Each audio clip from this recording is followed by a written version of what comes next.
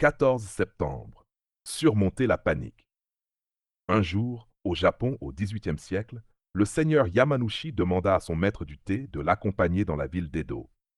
Le maître du thé était expert dans son art, mais il ne savait rien des combats.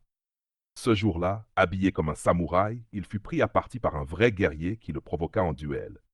Refuser aurait été une honte pour lui et pour son seigneur. Il accepta, tout en étant persuadé qu'il allait mourir. Il demanda juste à ce que le duel ait lieu le lendemain. Le samouraï accepta. Pris de panique, le maître du thé se rendit dans une école d'arts martiaux. S'il devait mourir, il voulait au moins le faire dignement. Le maître d'armes accepta de l'aider, mais lui demanda d'abord de lui préparer une tasse de thé. Pendant le rituel, le maître d'armes observa le calme parfait de son invité. Il lui dit alors: Tu n'as besoin d'apprendre aucune technique. L'état d'esprit dans lequel tu viens de préparer ce thé, c'est exactement celui qu'il te faut demain pour affronter ton adversaire. Le lendemain, le maître du thé arriva pour le duel, parfaitement calme.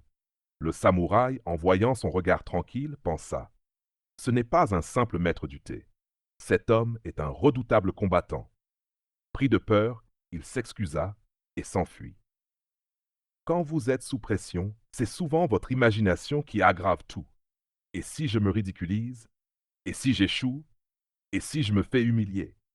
Mais votre esprit ne peut pas paniquer s'il est pleinement concentré sur une tâche simple que vous connaissez bien, comme ce rituel du thé. Loi du jour. Lorsque la panique vous gagne, concentrez-vous sur un geste, une tâche familière, un petit rituel. Cela calmera votre esprit et vous aidera à réagir avec sang-froid.